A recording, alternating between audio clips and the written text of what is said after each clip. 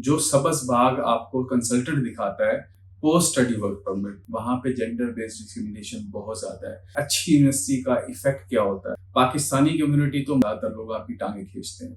आपको मतलब कहीं पे भी अपनी क्रेडिबिलिटी बनाने के लिए एफर्ट करनी पड़ती है। उस्ताद को खुद कोई वो मतलब उसका एक्सपोजर नहीं, उसमें वो मोटिवेशन ही नहीं थी। ये आपको की पॉइंट बता रहा हूँ। विदाउट इंटरव्यू बस डीन का अवार्ड है अपने स्कूल की। अच्छा, ऑड जॉब जो है ना, तो दिहाड़ीदार मजदूर बनना बहुत आसान है। अब जो मॉरिसन, एल्डा और आल्डो है, अब मैं आपको बता देता हूँ, जरूरी नहीं है कि पोस्ट स्टडी वर्क परमिट मिल रहा तो बल्ले बल्ले हो गई, वाह वाह हमें नौकरी मिल जाएगी।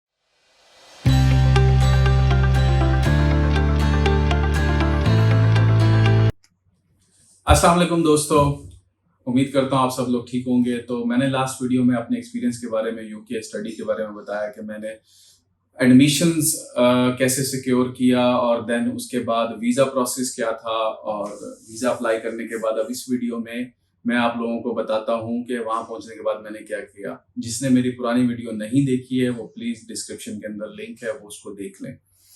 अच्छा, यूके वीज़ा आने के बाद मैंने टिकट करवाई। उस टाइम पे मेरा वाया दुबई से मेरी टिकट हुई। दुबई में स्टे था अच्छा खासा 6 घंटे का।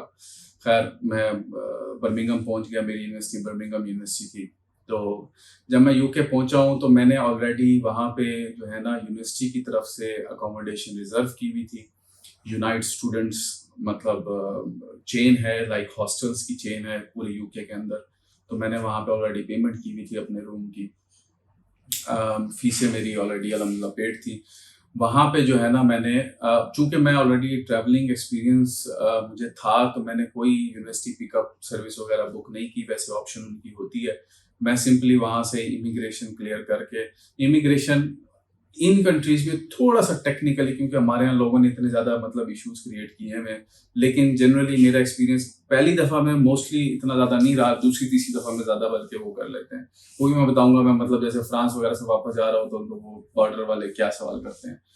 तो उन्होंने उससे जनरली पूछा कि आप उसने पहले सबसे पहले अच्छी यूनिवर्सिटी का इफेक्ट क्या होता है।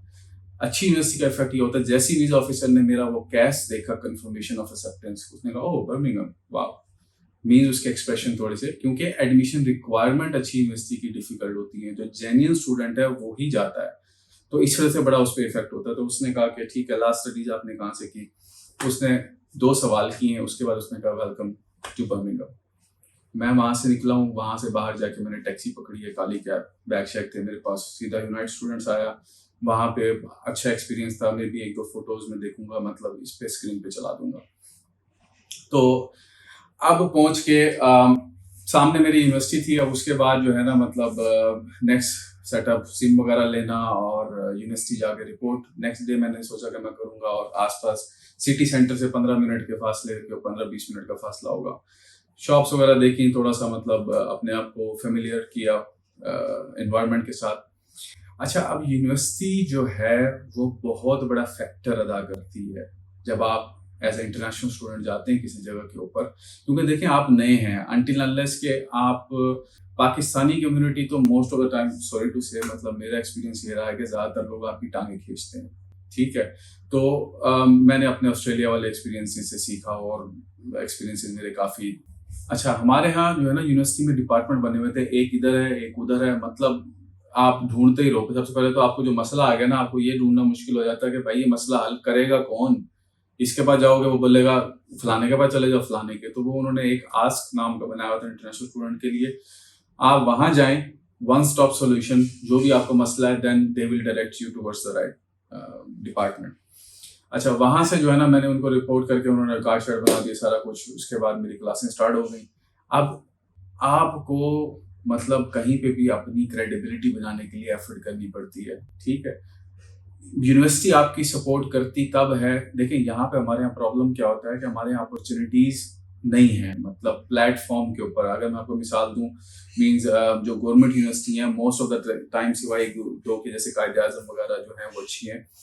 ज्यादातर यूनिवर्सिटी में किसी का नाम नहीं लेके ब्लेम करूंगा, वैसे जनरली ये है कि कोई प्लेटफॉर्म नहीं देते। रटा रटाया जो है ना, उस्ताद को खुद कोई वो मतलब उसका एक्सपोजर नहीं। उस्ताद किताबें उठा के 1-to-1 आपको पढ़ा रहा होता है, कोई प्रैक्टिकलिटी नहीं है। जब वर्क फोर्स निकलेगी तो वो क्या करेगी। हमारे यहाँ क्या करते थे, बाहर की यूनिवर्सिटियाँ क्या करती हैं कि उसको कंटेंट को एक तो अपडेट करती हैं और इंडस्ट्री स्पेसिफिक रखती हैं।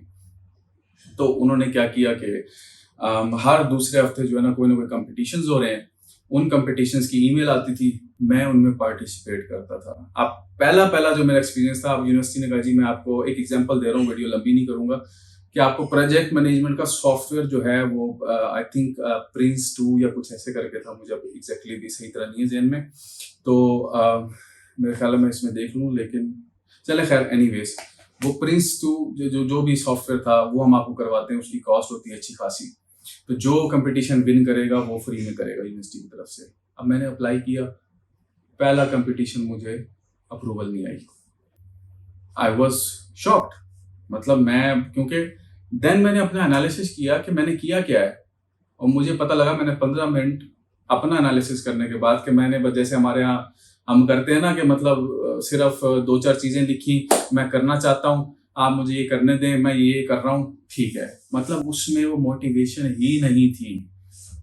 एक चीज याद रखें, अगर कोई भी एप्लीकेशन या कोई भी कंपटीशन आपको कहता है कि आपने 500 वर्ड लिखने हैं, अगर आप 200 वर्ड लिखेंगे तो 99% चांस है आपको रिजेक्ट कर देंगे। ये आपको की पॉइंट बता रहा हूँ। 500 वर्ड का मतलब आप 500 टच करें, रिक्वायरमेंट के ऊपर हमेशा सवाल के अंदर ही जवाब होता है। जीतने की जो की फैक्टर उन्होंने दिए हुए होते हैं वो अपनी रिक्वायरमेंट्स में दिए होते हैं, ठीक है। देन मैंने उनसे पूछा कि मुझे फीडबैक दें, मतलब मेरी तो ये एनालिसिस है, वहाँ पे हेल्पिंग वो ग्रेजुएट वाली वो भी होती हैं सर्विसेज वगैरह, तो उन्होंने मुझे मतलब गाइड किया। नेक्स्ट हमारा ट्रिप गया Europe, fully funded trip, France Germany, जिसमें हम लोग मतलब काउंसिल ऑफ यूरोप गए, हमने जर्मनी में कैंप्स विजिट किए, अपना माइग्रेशन कैंप्स वगैरह यूनिवर्सिटियों के विजिट किए, सब विदाउट इंटरव्यू। मेरी अल्हम्दुलिल्लाह मैं स्टूडेंट एकेडमिक लीडर था, मैंने मतलब मेरे पास डीन का अवार्ड है अपने स्कूल की तरफ से, तो मतलब मैंने लीडरशिप कोर्सेज किए यूनिवर्सिटी के, जिसने पैसे भरे मतलब यूनिवर्सिटी ने मेरे बिहाफ के ऊपर। तो उसके बाद से ऐसा हुआ कि जो कंपटीशन थे जितने थे सब में अप्लाई किया और सब में ही सक्सेस अल्हम्दुलिल्लाह मैंने हासिल की। तो फैक्टर कहाँ से है कि मैं हंग्री था, लाइक मुझे सीखना था, मुझे चाहत थी कि मैं सीखूं, तो जो मुझे मेंटर मिला, जो मुझे सिखाता था, नो डाउट मेरे टीचर्स ने बड़ा सपोर्ट किया, तो मैं उसको सीख के आगे करता। देन अब आ जाते हैं स्टूडेंट की मुश्किलात। अब मतलब घर वालों के पास अल्हम्दुलिल्लाह पैसे तो थे, मैंने आपको बताया कि उन्होंने मेरी फीसें वगैरह भर दी, मेरे हॉस्टल के पैसे वगैरह भर दिए, लेकिन मुझे खुद जो है ना मेरे अंदर मतलब था कि मैं अब एटलीस्ट जो है ना अपने उनके ऊपर आगे करना स्टार्ट करूँ। देन मैंने मास्टर्स जाहिर सी बातें कर रहा था, तो ट्यूटोरिंग मुझे नजर आया कि टीचिंग करना इज अ गुड स्टेप। अच्छा, ऑड जॉब जो है ना वो यूके में बहुत ज़्यादा इजीली अवेलेबल है, लेकिन ऑड जॉब का मसला ये है, जैसे मैं आपको एक्सपीरियंस बताऊं कि मैंने काफ़ी सारे वहाँ पे जो एजेंसीज होती हैं, स्टाफिंग एजेंसीज, आप उनके साथ जाके रजिस्टर हो जाएं और वो आपको जो है ना ऑड जॉब में दिहाड़ीदार मजदूर जिसको हम बोलते हैं, तो दिहाड़ीदार मजदूर बनना बहुत आसान है। मोस्टली आपको यूके में मिलेंगे यूरोपियन जो गरीब ममालिक है ना, यूरोप में भी सारे अमीर नहीं हैं। जैसे कि 1 और 2 एग्जांपल दूं, रोमेनियन बहुत ज़्यादा वहाँ पे यूके में आके काम करते हैं। ये जब समर हॉलीडेज वगैरह आती है ना, मतलब वेयर हाउसेज वगैरह में, तो वहाँ पे आपको बहुत ज़्यादा मिलेंगे। अच्छा, वेयर हाउस के अंदर मतलब मैंने उसके बाद वहीं से फिर एक फैशन ब्रांड था, उसके क्वालिटी कंट्रोल डिपार्टमेंट में भी काम किया। देन मेरी चूंकि इससे रिलेटेड थी, ऑडिट इन्वेंट्री से रिलेटेड, तो एक कंपनी थी जो कि ये जो मॉरिसन, एल्डा और आल्डो, आई थिंक नहीं आल्डो नहीं है, एल्डा है शायद करके, और टेस्कोज, ये जो है ना ब्रांड्स, तो इनकी बड़े बड़े जो सुपर मार्केट्स हैं, इनकी इन्वेंट्री होती है, तो उनकी इन्वेंट्री काउंट करते हैं, इन्वेंट्री ऑडिटर्स बोलते थे। तो उसके तौर पर मैंने काम किया, पर आवर के हिसाब से वो रेट पे करते हैं। तो ये है कि और जॉब मिल जाती हैं। अब प्रॉब्लम ये था कि जो फुल टाइम जॉब है, जो सबस बाग आपको कंसल्टेंट दिखाता है, पोस्ट स्टडी वर्क परमिट मेरे टाइम के ऊपर, मास्टर्स के ऊपर 4 मंथ था और पीएचडी के ऊपर 2 साल, 2 या 3, आई थिंक 2 था शायद। अभी करंटली जो है post study work permit masters पे 2 साल है और पीएचडी पे 3 साल है। अच्छा, अब मैं आपको बता देता हूँ, जरूरी नहीं है कि पोस्ट स्टडी वर्क परमिट मिल रहा तो बल्ले बल्ले हो गई, वाह वाह हमें नौकरी मिल जाएगी, नहीं। 2011 के अंदर का कानून है यूके में कि कोई आपको जेंडर बेस्ड डिस्क्रिमिनेशन नहीं करेगा। पहले तक मैं भी यही सोचता था, जैसे आप लोग सोचते होंगे, ओ वहां पे तो कानून बना हुआ है, राइट, मतलब वहां पे तो कोई आपके साथ गलत कर ही नहीं सकता। लेकिन that is also evidence, BBC और इस तरह की और रिलायबल एजेंसीज ने ये कंडक्ट किए हैं सर्वेज और रिसर्चेस कि लॉ बनाने की प्रॉब्लम, मतलब लॉ बनाने की जब जरूरत पड़ी है तब जाके लॉ बना है। वहां पे जेंडर बेस्ड डिस्क्रिमिनेशन बहुत ज्यादा है। अगर मेरा नाम एक मुस्लिम नेम है, नॉन क्रिश्चियन नेम है, तो मेरी, क्योंकि यूरोप की सीवी, यूके की हम बात कर रहे हैं, बाकी नहीं, आपने तस्वीर नहीं लगानी उसके ऊपर, आपने अपना नाम लिखना है, एड्रेस आपकी मर्जी है, लिखना लिखें, आप सिर्फ सिटी का नाम लिख दें, अपना फोन नंबर लिखें, अपने सोशल हैंडल डाल दें। आपको कोई अपनी एज लिखने की जरूरत नहीं है, मैरिटल स्टेटस लिखने की जरूरत नहीं है।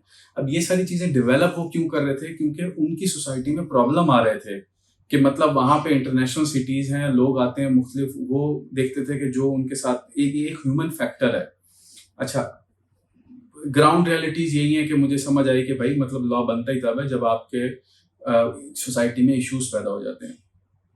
अच्छा, यहाँ से मैं एक चीज मेरे जहन में आ गई कि लिंक करने के लिए कि अब यूनिवर्सिटीज का फर्क मैं आपको बताऊं। हमें यूनिवर्सिटी एक ट्रिप पे लेके गई जिसका ओनली मकसद ये था कि जब हम ग्रेजुएट होके सोसाइटी में निकलेंगे देन हम क्या सोचेंगे, हम सोसाइटी की हेल्प कैसे करेंगे। बिजनेस से रिलेटेड नहीं, मतलब बिजनेस स्टडीज तो हमने पढ़ ली है मतलब किताबों के अंदर, बट हम इंसान कैसे बनेंगे, सोसाइटी में इंसानियत कहाँ से लेके आएंगे।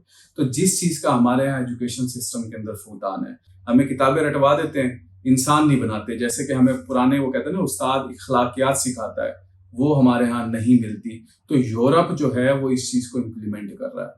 ठीक है। अच्छा, तो हम बात ये कर रहे थे कि पोस्ट स्टडी वर्क परमिट की बात कहीं की कहीं निकल जाती है, वीडियो लंबी हो जाती है। देखें, मतलब इतना कुछ है मेरे पास आप लोगों से शेयर करने के लिए, लेकिन रिस्ट्रिक्शंस हैं थोड़ी, तो मैं अपनी बात को कंक्लूड करता हूँ फौरी तौर पे कि और जॉब्स अवेलेबल हैं। ठीक है। अब यूनिवर्सिटी ने हेल्प आउट की मुझे कई जगह के ऊपर, क्योंकि मैं एक ब्राइटर स्टूडेंट था, मुझे रिकमेंड किया मेरे टीचर्स ने, मैं इंटरव्यूज दिए। मैं आपको अपने उसकी बात बताता हूँ। ये एक लंबी कहानी है कि मैं उसके बाद यूके में जॉब की, कैसे की, वहां से निकला, किसी और जगह जॉब की, कैसे की।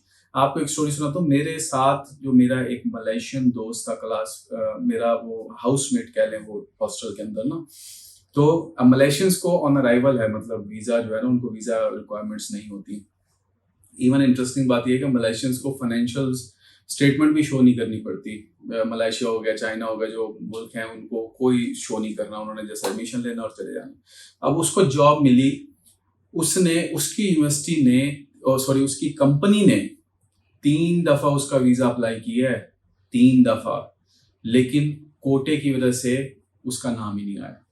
ठीक है। अब कोटा सिस्टम क्या है कि इवन अगर आपको पहली हर्डल जॉब नहीं मिलती, जॉब अगर आपको मिल गई है अपनी उसके अंदर फील्ड के अंदर, देन यूके का अपना एक एनुअल कोटा है। हर मुल्क का होता है, अमेरिका का है, इंग्लैंड का है, कनाडा का, ऑस्ट्रेलिया का। तो यूके का कोटा है कि एक सर्टेन अमाउंट, क्योंकि उन्होंने सोसाइटी को बैलेंस रखना है, उस कोटे से ज्यादा लोगों को वो जॉब्स वीजे नहीं दे सकते।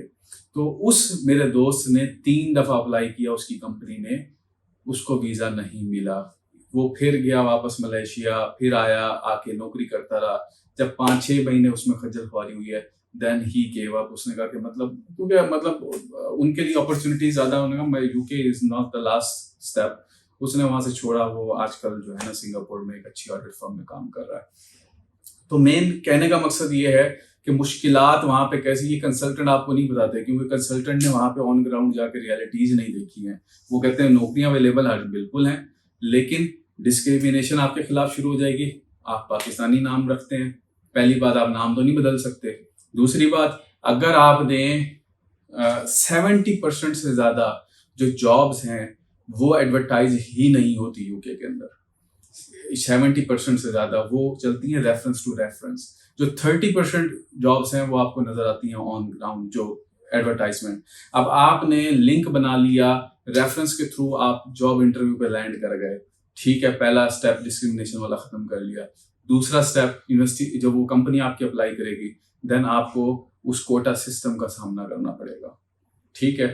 वहां से आपको अगर अल्लाह ने किया कि जॉब मिल गई है, देन आपके लिए थोड़ा सा बेहतर है कि आपने वो जो है पोस्ट स्टडी वर्क परमिट तो खैर आपको वैसे मिल जाएगा। आपने अगर 5 साल वहां पे नौकरी कर ली है वर्क परमिट के ऊपर, टीयर 4 से चेंज करके दूसरे उसके ऊपर टीयर 1 टीयर 2 पे आई थिंक, देन आपको 5 साल बाद ILR के लिए आप एलिजिबल हो जाते हो। ILR है indefinite leave to remain in UK, which means जो कि एक ग्रीन कार्ड की तरह परमानेंट रेजिडेंसी है। देन आप उसके 5 साल के बाद अपना पासपोर्ट अप्लाई कर सकते हो। अदरवाइज आपको 10 साल किसी ना किसी वीजे लीगल स्टेटस के ऊपर रहना है यूके में, तब जाके आप पासपोर्ट अप्लाई कर सकते हो। इन बिटवीन अब 5 साल जॉब के दौरान अगर आपकी जॉब छुट्टी, आपका वीजा स्टेटस एक दफा खत्म हुआ, आपने मुल्क से बाहर चले गए, या 10 साल के जो टाइम पीरियड है आपने थोड़ा सा उसमें स्टॉप ले आए हो, आपको टाइम दोबारा से रिवाइव करना है, तो आपके सर के ऊपर तलवार हमेशा रहेगी। 10 साल अगर आपकी हर चीज ठीक चलती रही तो भी आपको 10 साल लग जाएंगे पासपोर्ट लेते लेते। अब यहाँ पे मैं आपको ये बताता चलूं कि इसके अलावा अल्टरनेटिव दुनिया में और बहुत सारी चीजें हैं, बहुत सारी जगहें हैं जहाँ के पासपोर्ट आप ले सकते हैं, कंपैरेटिवली इजी ले सकते हैं, और उनकी रैंकिंग भी यहाँ से अच्छी है, बेनिफिट्स भी बहुत अच्छे हैं। वो इंशाल्लाह हम फिर किसी दिन किसी और वीडियो के अंदर बात करेंगे, जरूर आएंगे। तो अब तक के लिए थैंक यू सो मच, इंशाल्लाह मिलते हैं। अल्लाह हाफ़िज़।